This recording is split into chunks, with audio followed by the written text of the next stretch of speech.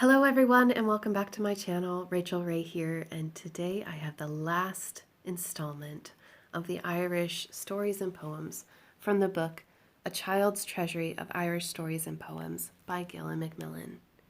If you're interested in this book, I will have it linked in the description down below. And if you'd like to watch this series from the beginning, please check out the playlist. I'll have that linked too. The first story we'll read today is The King with Donkey's Ears. One day, a messenger called at the home of a poor widow. "Your son is to come meet the king tomorrow morning. The king has a special job for him," he said. The poor woman was very worried. Her son was a barber, and once a year the king summoned a barber to cut his hair. The strange thing was that no barber ever returned home after his visit to the king. No one knew that the king had a terrible secret. You see, he had very strange ears, and to hide them, he had to have his hair cut in a very special way. In fact, his ears were just like the ears of a donkey. Every barber who had ever cut the king's hair had been put to death immediately, so that he could never reveal the king's terrible secret. The woman made her way to see the king. "My son is all that I have in the world," she cried. "Please do not kill my son. If he dies, I will have no one to care for me." The king was sorry for the old woman, and he thought for a while.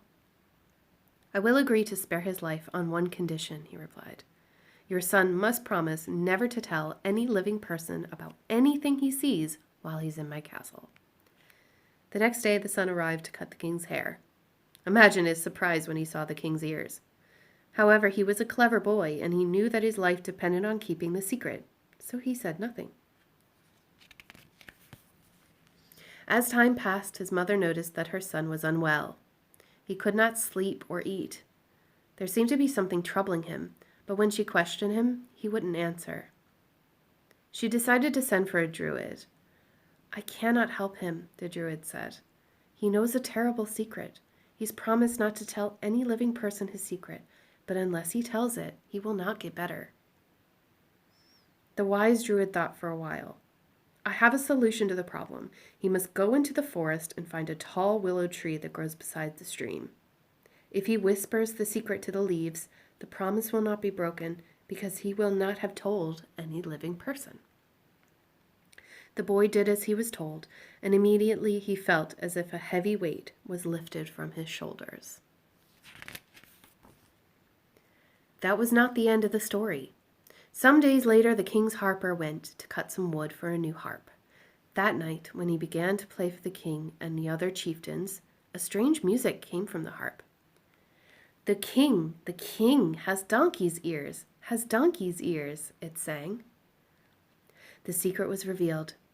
At first, the king was terrified, but when he saw that no one was afraid of him or laughed at him, he knew that he would never have to hide his donkey's ears again.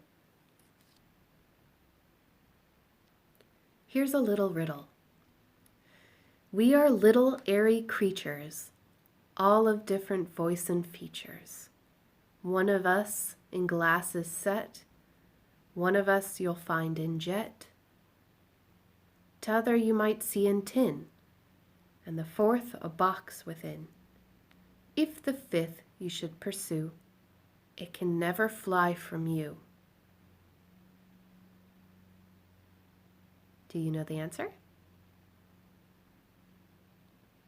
The vowels is the answer. The Fairy Lease. One afternoon in early summer, Etna and her brother Connor were playing in the field behind their house. Etna was busy making daisy chains, and then she decided to pick some of the wildflowers that were growing in the field. Her favorites were the bluebells. "Don't pick the flowers from the fairy lease, Etna, or you'll be sorry," her brother warned. Etna ignored his warning and continued to pick bluebells. "There are so many growing here that the fairies couldn't possibly notice if a few was picked," she answered. The children returned home, and Etna put the bluebells in a vase on the kitchen table. As soon as their mother heard that she had picked them from the leas, she rushed outside and put them on the window ledge. She knew that if the fairy people were angry, Etna might be punished for interfering with the Lias. And so she was. After Etna lay down in bed that night, she jumped up screaming. Her bed was full of nettles. She tried to sleep in her parents' bed, but as soon as she lay down, it too was full of stinging nettles. She tried Connor's bed, but the same thing happened. "I'm sorry I ever went near the Lias," she cried. Her parents went to visit a wise old woman who lived nearby to ask what they should do. "The fairies will not be easy to please," she said, "but if someone in her family could do a good deed for them, perhaps they might remove the nettles." The family thought and thought, but what could they possibly do for the fairy people? At last Connor had an idea. That night he crept out of the house and went to Lias. At midnight the lights twinkled in the Lias and he could hear soft, light music. Connor loved music and he could play all sorts of tunes on his tin whistle. He recognized some of these tunes and thought to himself that it was strange that the little people should have the same music as mortals. Cautiously he pulled back the bushes, and there in front of him were fairies and leprechauns dancing merrily. "The leprechaun has a whistle just like mine," he thought. When the music stopped, Connor moved forward. There was silence. Then one of the leprechauns spoke angrily. "Your sister disturbed our Lias, and now you've come to disturb our dance." "No, no," said Connor. "I've come to tell you how sorry she is. I promise she'll never do such a thing again. Please take the nettles from her bed and let her sleep." "Impossible," said the leprechaun. "Go away before we punish you too." He turned to the musician. Let the music start again." Connor stood outside the Lias feeling very sad. It seemed there was nothing to be done. His sister would never be able to sleep in a bed again. Then he had another idea. Connor listened to the music once more.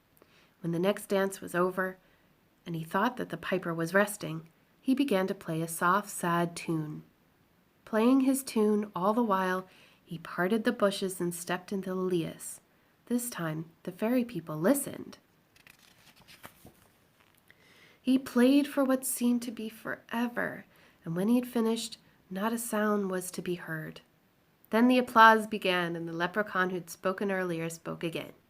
"Well played, Connor. You are a brave young man. We must reward you." "Oh no, I don't want anything for myself. I just want help for my sister Etna." The leprechaun turned to the others. They nodded. "Return home," he said. "We will grant your wish."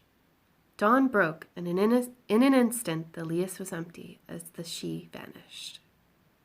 When Connor returned home, he found Etna fast asleep in bed. His family knew that Connor had somehow broken the spell, but they also knew they could never ask how. The last story that I have for you today is the story of Isert. The king was furious. His favorite poet, Isert, has just insulted him. It had happened during a feast. The king was boasting about his great strength and that he was the greatest living warrior when he noticed the expression on Isert's face. He challenged him to explain. "You are a brave warrior, but beyond the hills there are men so tall that it would only take one of them to defeat our army and kill all of our people." The king was raging and gave Isert only 5 days and 5 nights to prove that these giants really existed. Isert set off. He had a problem. If he didn't return with proof, he'd be laughed at and would probably be punished. On the other hand, if he found these giants, they might kill him. After some time, Isert reached the palace of the king of Ulster. A feast was being held in the great hall, in honor of Fergus, the king. Although he was terrified, Isert walked boldly up to the guard and demanded to be let in. All the guests rushed to the tiny man. "Stay away from me, monsters!" he roared, but his voice was no louder than the squeak of a mouse. He pointed to a dwarf. This was Conn, King Fergus's chief poet. "I will speak to the small giant." Conn reached down, lifted Isert, and placed him on the table in front of King Fergus.